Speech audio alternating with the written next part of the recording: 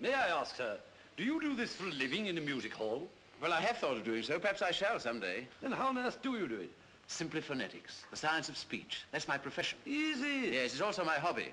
You see, you can spot a Yorkshireman or an Irishman by his brogue. Well, I can place any man within 6 miles. I can place him within 2 miles in London. Sometimes, as in the case of this girl, within 2 streets. Let him mind his own business and leave a poor girl to mind her own business. Woman, cease this detestable boo-hooing instantly. I've a right to be here if I like, same as you. A woman who utters such depressing and disgusting sounds has no right to be anywhere. Oh, Remember that you're a human being with a soul and the divine gift of articulate speech, and that your language is the language of Milton, Shakespeare, and the Bible. And don't sit there crooning like a bilious pigeon. Ow! Ow! Heavens, what a sound. You see this creature with her curbstone English, the English that will keep her in the gutter for the rest of her days? Well, sir, in 3 months I could pass her off as a duchess at an ambassador's reception. No. Yes, I could even get her a job as a lady's maid or a shop assistant, which requires better English. You mean you could make me? Yes, you squashed cabbage leaf. You disgrace to the noble architecture of these columns. You incarnate insult to the English language. I could pass you off as the Queen of Sheba. Yeah. You don't believe that, do you, Captain? Well, everything is possible. I myself am a student of Indian dialects. Are you? Yes. Have you ever heard of Colonel Pickering, the author of Spoken Sanskrit? I am Colonel Pickering. No. Yes. Who are you? Henry Higgins. No. Yes, the author of Higgins' Universal Alphabet. You know, I came all the way from India to meet you. And I was just going all the way to India to meet you. Where are you staying? Carlton. No, you're not. You're staying at 27A Wimpole Street. Come on. Oh, by a flower, kind sir. I'm short for my lodging. Oh, you liar. You just said you could change half a crown. You want to be stuffed with nails, you ought. Here, take the old blooming basket for 6pence. A reminder.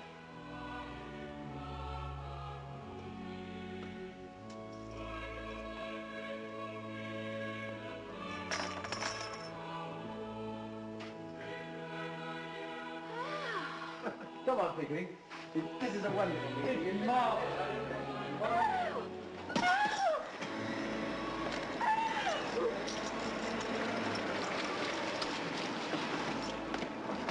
Oh, excuse me, have you seen those 2 ladies who were here just now? Oh, they went to the bus when the rain stopped.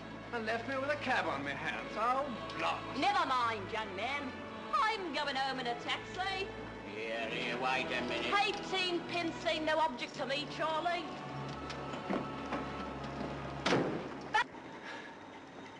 You're Buckingham Buckingham Palace and step on it. Right, Freddie? Well, I'll be dashed. You're Buckingham Palace. How much, dearie? It'll cost you a bob. Yeah, you're a robber, you are. It's disgraceful. A bob for 2 minutes. Ever been in a taxi before? Hundreds and thousands of times. Impudence!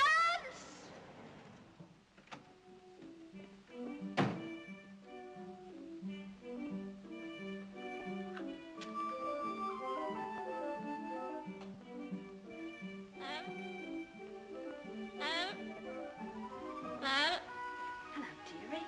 What have I got?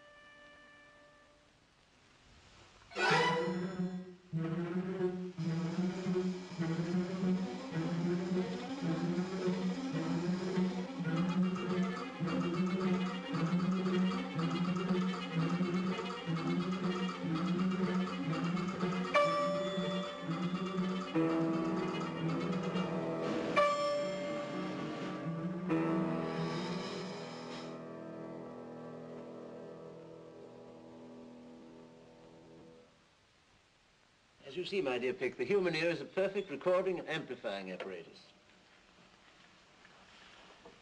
Well, tired of listening to sounds?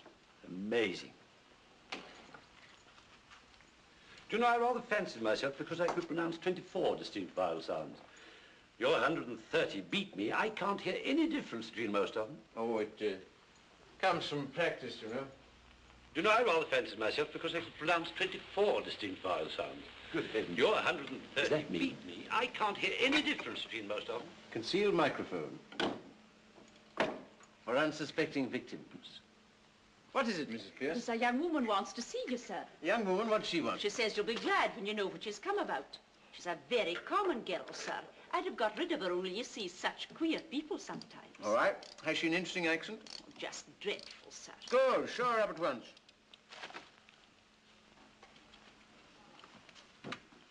You know, this is really a bit of luck. We set her talking, I'll take it down in my phonetic shorthand. Then we'll get her on the machine. You can turn her on as often as you like. Come away. Here's the young woman, sir. Oh, it's you. Oh, she's no use. I've got all the records I want of the Listen Grove lingo. Be off with you, I don't want you. Yeah, don't you be so saucy. You ain't heard what I come for yet. Did you tell him I come in a taxi? You think a gentleman like Mr. Higgins cares what you came in? Oh, we are proud, aren't we? Well, he ain't above giving lessons, not him. Heard him say so. And if my money's not good enough, I can go elsewhere. Good enough for what? Good enough for you. So now you know, don't you? I'm come to have lessons, I am. And to pay for 'em too, make no mistake. Well, I say, Pickering, shall we ask this object to sit down, or shall we throw her out of the window? I won't be called an object when I've offered to pay like any lady. What is it you want, my dear? I want to be a lady in a flower shop instead of selling in Piccadilly Circus. They won't take me unless I can talk more genteel. Well, he said he could teach me. Here I am, I'm ready to pay him, not asking any favours. He treats me as if I was dirt. I know what lessons cost, and I'm ready to pay. How much? Oh, now you're talking. I thought you'd come off it when you saw a chance of getting back a bit of the money what you chucked at me last night. You'd had a drop, hadn't you? Sit down. Huh? If you're going to make a compliment of it. Sit down. What's your name? Eliza Doolittle. Won't you sit down, Miss Doolittle? Oh, I don't mind if I do.